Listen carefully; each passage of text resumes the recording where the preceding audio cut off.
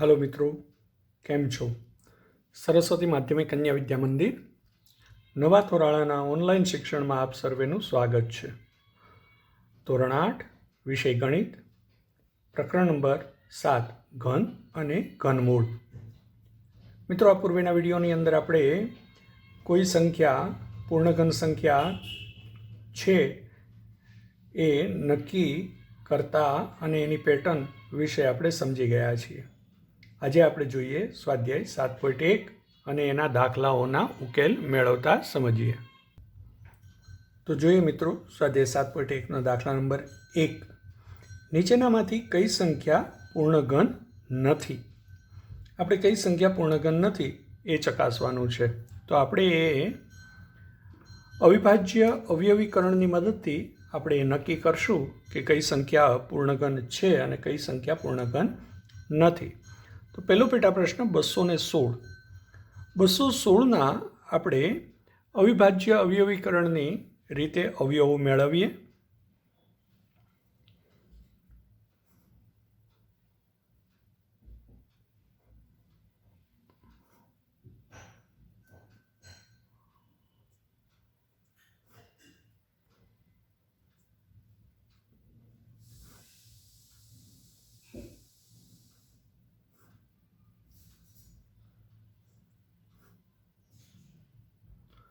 तो आ रीते 216 अविभाज्य अवयवो मेळवीए तो आपने मळशे 2 गुणिया 2 गुणिया 2 गुणिया 3 गुणिया 3 गुणिया 3।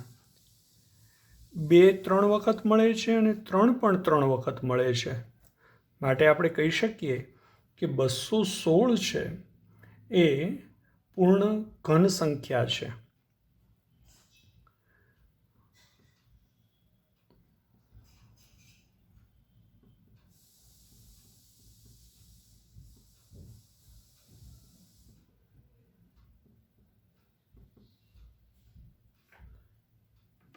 હવે જોઈએ પેટા પ્રશ્ન નંબર 2।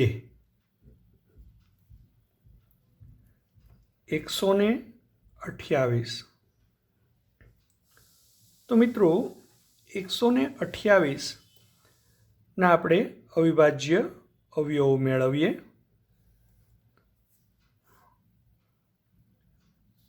તો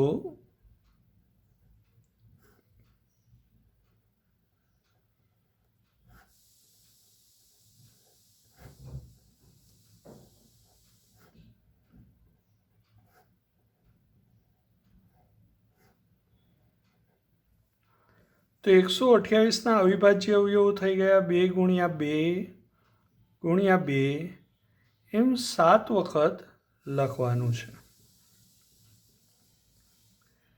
कारण के 2 छे ए 7 वखत आव्या छे। तो 128 अविभाज्य अवयव आ रीते दर्शावी शकीए।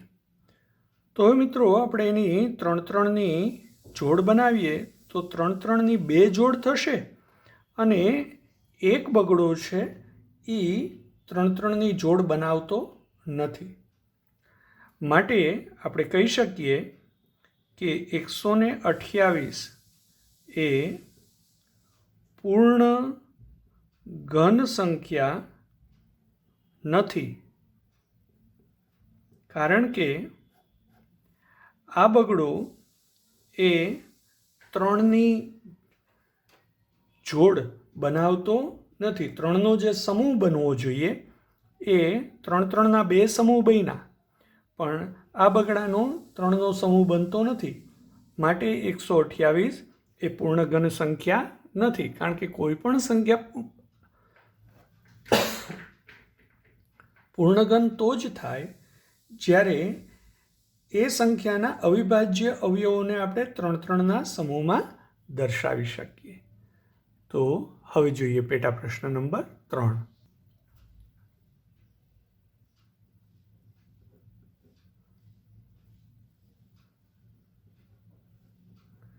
1000। तो 1000 ना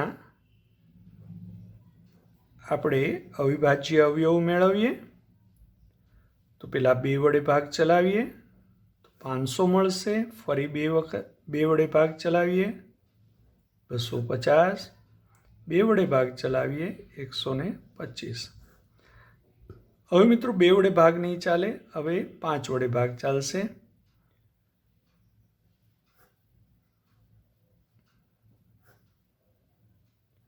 તો આપણે 1000ને એના અવિભાજ્ય અવયવો સ્વરૂપે દર્શાવીએ તો 2 ગુણ્યા 2 ગુણ્યા 2 ગુણ્યા 5 ગુણ્યા 5 ગુણ્યા 5 એમ આપણે દર્શાવી શકીએ। એટલે કે 2 3 વખત અને 5 છે એ પણ 3 વખત છે, એટલે કે 3 3ના સમૂહ 2 અને 5 બનાવે છે। તેથી આપણે કહી શકીએ કે 1000 છે એ પૂર્ણ ઘન સંખ્યા છે। જો આવા સમૂહ બનતા ન હોય 3 3ના તો એ પૂર્ણ ઘન સંખ્યા ન થાય, પરંતુ અહીંયા તો 2 અને 5 છે એ 3 3ના સમૂહ બનાવે છે, માટે આપણે કહી શકીએ કે 1000 એ પૂર્ણ ઘન સંખ્યા છે। એ જ રીતે જોઈએ મિત્રો પેટા પ્રશ્ન નંબર 4। 100, તો 100ના આપણે અવિભાજ્ય અવયવ મેળવીએ।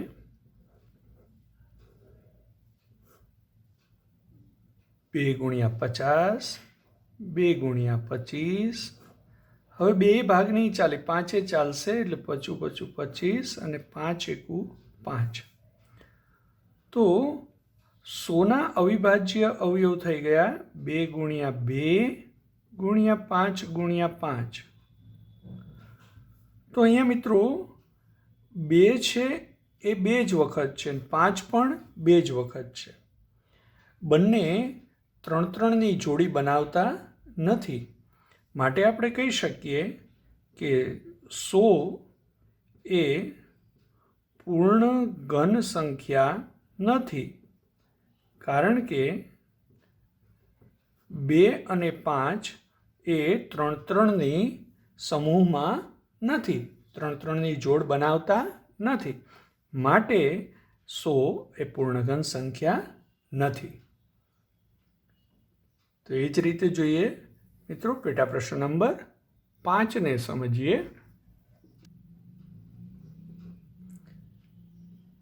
46,656। તો મિત્રો 46,656ના આપણે અવિભાજ્ય અવયવ મેળવીએ તો આપણને મળશે, 2 વડે ભાગ ચલાવીએ તો 23,328, ફરી 2 વડે ભાગ ચલાવીએ તો 11,664, ફરી 2 વડે ભાગ ચલાવીએ તો 5,832, ફરી 2 વડે ભાગ ચલાવીએ તો 2,916, ફરી 2 વડે ભાગ ચલાવીએ તો 1,458, ફરી 2 વડે ભાગ ચલાવીએ તો 729। હવે 2 વડે ભાગ નહીં ચાલે, તો મિત્રો હવે આને 3 વડે ભાગ ચલાવીએ તો 3 વડે ભાગ ચલાવીએ તો 243 થાય। એ જ રીતે 243ને 3 વડે ભાગ ચલાવીએ તો 81, ફરી 3 વડે ભાગ ચલાવીએ તો 27, 3 9 27, 3 તેરી 9 અને 3 એકુ 3। તો 46,656ને આપણે અવિભાજ્ય અવયવો સ્વરૂપે દર્શાવીએ તો 2ની 2 વખત 3 3ની જોડ મળે છે, એટલે 2 ગુણ્યા 2 ગુણ્યા 2, એ જ રીતે 2 ગુણ્યા 2 ગુણ્યા 2, ત્યાર પછી 3 3ની જોડ 2 વખત મળે છે, તો 3 ગુણ્યા 3 ગુણ્યા 3 ગુણ્યા 3 ગુણ્યા 3 ગુણ્યા 3, એટલે કે 3 3ના 2 સમૂહ અને 2ના 2 સમૂહ, એટલે કે 2 છે એ 3 3 વખત આવે છે અને 3 છે એ પણ 3 3 વાર આવે છે, માટે આપણે કહી શકીએ કે કે 46,656 એ પૂર્ણ ઘન સંખ્યા છે.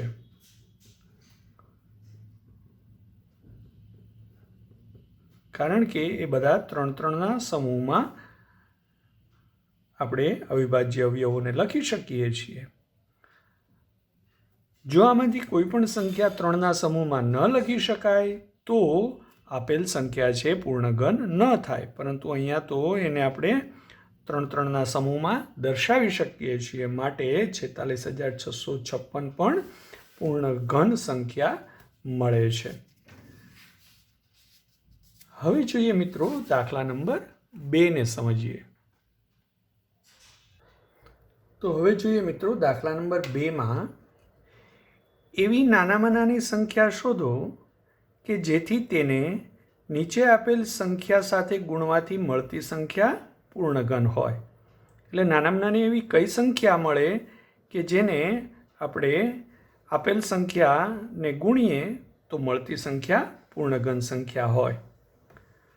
તો પહેલાં તો આપણે 243ના અવિભાજ્ય અવયવો દર્શાવી દઈએ, જેથી એના આધારે આપણે નક્કી કરી શકીએ કે કઈ સંખ્યા વડે ગુણવાથી એ સંખ્યા પૂર્ણઘન બને.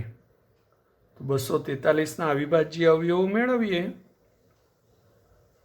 તો 3 × 81 એટલે 243, 27 તેરી 81, 3 9 27, 3 તેરી 9 અને 3 એકુ 3. તો 243ને આપણે અવિભાજ્ય અવયવો સ્વરૂપે દર્શાવીએ તો 3 × 3 × 3 × 3 × 3. એટલે કે એક વખત 3 છે એ 3ના સમૂહમાં છે, બીજી વખત 3 છે એ 3 વાર નથી પરંતુ માત્ર 2 વાર છે.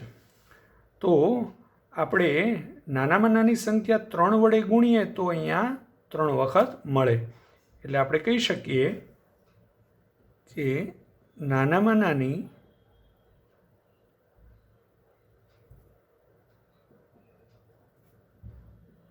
સંખ્યા 3 વડે ગુણવાથી મળતી સંખ્યા પૂર્ણઘન હોય. કારણ કે અહીંયા 3 છે એ 2 વાર છે, 1 વાર ઘટે છે એટલે 1 વાર ગુણી દઈએ તો આપણને મળશે 243 ગુણ્યા, આપણે કોના વડે ગુણીએ છીએ? 3 વડે ગુણીએ છીએ. તો અહીંયા આપણને અવયવો હતા 3 × 3 × 3 ગુણ્યા 3 × 3. એને 1 3 વડે ગુણી દઈએ તો પરિણામે આપણને 3ના 2 3 વાર સમૂહ મળે છે. તો 243ને 3 વડે ગુણો એટલે મળતી સંખ્યા જે છે એ થઈ જશે 729. તો અહીંયા આપણને મળે 3નો ઘન ગુણ્યા 3નો ઘન એટલે કે 3 × 3નો ઘન એટલે 9નો ઘન. 3 તેરી 9, 9નો ઘન. તો હવે આ જે 729 છે એ પૂર્ણઘન સંખ્યા છે જે 9નો ઘન મળે છે. માટે આપણે કહી શકીએ કે આમ 729 એ પૂર્ણઘન સંખ્યા છે.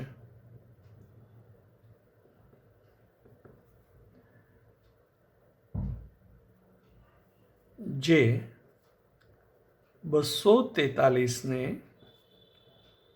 3 વડે ગુણવાથી મળતી સંખ્યા છે. આમ આપણે 729 એ 243ને આપણે 3 વડે ગુણ્યું તો 729 મળ્યા, જેથી અહીંયા 3 3ના 2 સમૂહ થઈ ગયા. માટે હવે આ મળતી સંખ્યા એ પૂર્ણઘન સંખ્યા થઈ ગઈ, જે 729 મળી. તો આ જ રીતે મિત્રો જેટલી સંખ્યા 3-3ના સમૂહમાં ઘટતી હોય એટલી સંખ્યા વડે આપણે ગુણવું પડે. તો હવે જોઈએ બીજો પેટા પ્રશ્ન. વધારે દ્રઢીકરણ માટે આપણે બીજો પેટા પ્રશ્ન જોઈએ. 256. તો સૌથી પહેલાં મિત્રો 256ના આપણે અવિભાજ્ય અવયવો મેળવી દઈએ. તો 2 વડે ગુણીએ એટલે 128, ફરી 2 વડે ગુણીએ એટલે 64, 2 વડે ગુણીએ એટલે 32, એવી જ રીતે 16 દુ 32, 8 દુ 16, 2 ચોક 8, 2 દુ 4 અને 2 એકુ 2. તો 3-3ના 2 છે એ 2 વખત 3-3 વાર આવે છે. એટલે આપણે અવિભાજ્ય અવયવો સ્વરૂપે લખીએ તો 2 ગુણ્યા 2 ગુણ્યા 2 ગુણ્યા 2 ગુણ્યા 2 ગુણ્યા 2 અને ગુણ્યા 2 ગુણ્યા 2, એટલે કુલ 8 વખત થયા. 3-3ના 2 સમૂહ થયા. માટે આપણે આને દર્શાવી શકીશું 2નો ઘન ગુણ્યા 2નો ઘન ગુણ્યા 2 ગુણ્યા 2. તો અહીંયા આ સમૂહ 2 3 વખત મેળવવા માટે અહીંયા 1 વખત બગડો ઘટે છે. માટે આપણે કહી શકીએ કે નાનામાં નાની સંખ્યા 2 વડે ગુણવાથી મળતી સંખ્યા પૂર્ણઘન હોય. તો એનો અર્થ એ થયો કે 256 સંખ્યા હતી, એને નાનામાં નાની કઈ સંખ્યા વડે ગુણવાની? તો કે 2 વડે ગુણીએ. તો હવે આપણને મળતી જે સંખ્યા હતી એ અહીંયા 2નો ઘન ગુણ્યા 2નો ઘન ગુણ્યા 2 ગુણ્યા 2 2 વાર હતી, પરંતુ એક વખત 2 વડે આપણે ગુણ્યા. તો હવે આપણને મળી ગઈ. આ પણ 3ના સમૂહમાં આવી, માટે 2નો ઘન ગુણ્યા 2નો ઘન ગુણ્યા 2નો ઘન એમ લખી શકાય. એટલે કે 2 ગુણ્યા 2 ગુણ્યા 2 એનો ઘન દર્શાવી શકીએ. એટલે કે હવે એ 8નો ઘન થયો. તો 256ને 2 વડે ગુણીએ તો મળતી સંખ્યા કઈ થાય મિત્રો? તો મળતી સંખ્યા થઈ જશે 512. તો એ 8નો ઘન થયો. માટે આપણે કહી શકીએ આમ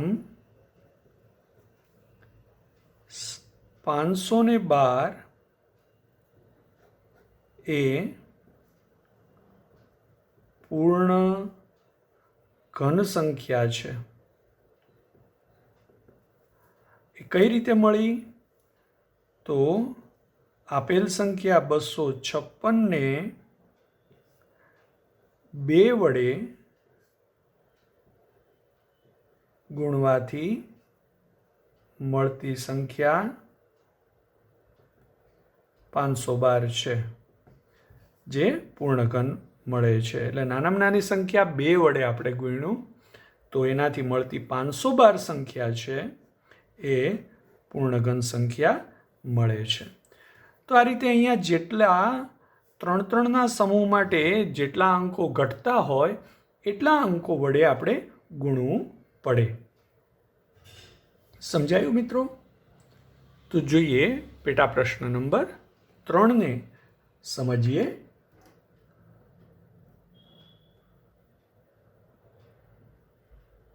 બોતેર. તો 72ના આપણે અવિભાજ્ય અવયવો દર્શાવીએ તો 36 દુ 72, 18 દુ 36, 9 દુ 18, 3 તેરી 9 અને 3 એકુ 3. તો 72ના અવિભાજ્ય અવયવ થઈ ગયા 2 ગુણ્યા 2 ગુણ્યા 2 ગુણ્યા 3 ગુણ્યા 3. એટલે કે 2 છે એ 3ના સમૂહમાં છે, માટે આપણે આને લખી શકીએ 2નો ઘન ગુણ્યા 3 ગુણ્યા 3. તો 3 છે એ 3 વખત નથી, માટે આપણે 3 વખત કરવા માટે 1 વખત 3 વડે ગુણવું પડે. એટલે આપણે કહી શકીએ નાનામાં નાની સંખ્યા 3 વડે ગુણવાથી મળતી સંખ્યા પૂર્ણ ઘન હોય. હવે જોઈએ એ મળતી સંખ્યા કઈ છે. તો 72 એને આપણે 3 વડે ગુણીએ છીએ. તો અહીંયા આપણે 2નો 3 ઘાત ગુણ્યા 3 ગુણ્યા 3 એને આપણે 3 વડે ગુણીએ. તો હવે 3નો પણ ઘન થઈ ગયો, એટલે એને દર્શાવી શકીએ 2નો ઘન ગુણ્યા, હવે 3 છે એ 3 વાર થઈ ગયા એટલે 3નો ઘન. તો આપણને મળશે 2 ગુણ્યા 3નો ઘન. તો 72 ગુણ્યા 3 કરીએ તો મિત્રો શું સંખ્યા મળે છે? 216 મળે છે. તો એ 2 ગુણ્યા 3નો ઘન એટલે 6નો ઘન થાય છે. આમ આપણે કહી શકીએ કે 216 એ પૂર્ણ ઘન સંખ્યા છે.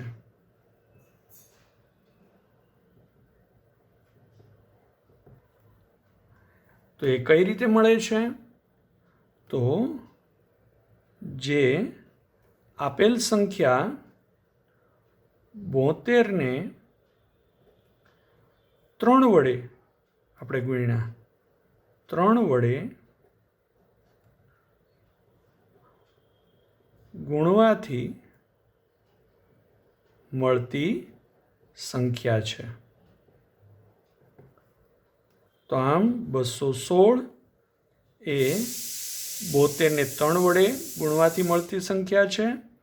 તો એ નાનામાં નાની સંખ્યા 3 થઈ, જેના વડે આપણે ગુણ્યું 72ને, તો મળતી સંખ્યા 216 એ પૂર્ણઘન સંખ્યા છે. તો મિત્રો સમજાયું હશે તમને. આપણે 3 પેટા પ્રશ્નોની મદદથી આ વસ્તુ સમજવાનો પ્રયત્ન કર્યો. આ જ રીતે તમે પેટા પ્રશ્ન નંબર 4 અને 5 જાતે ગણજો. એ તમારું હોમવર્ક છે મિત્રો. તો આપણે દાખલા નંબર 2ની અંદર 3 પેટા પ્રશ્નો જોઈ ગયા. ચોથો અને 5મો પેટા પ્રશ્ન તમે જાતે ગણજો કે કઈ સંખ્યા વડે ગુણવાથી મળતી સંખ્યા પૂર્ણઘન મળે છે. પુનરાવર્તન કરતા રહેજો મિત્રો. દરેક દાખલાઓને ફરી વ્યવસ્થિત જોશો એટલે સંપૂર્ણપણે સ્પષ્ટીકરણ થઈ જશે. પુનરાવર્તન કરજો મિત્રો. સ્વસ્થ રહેજો. આવજો.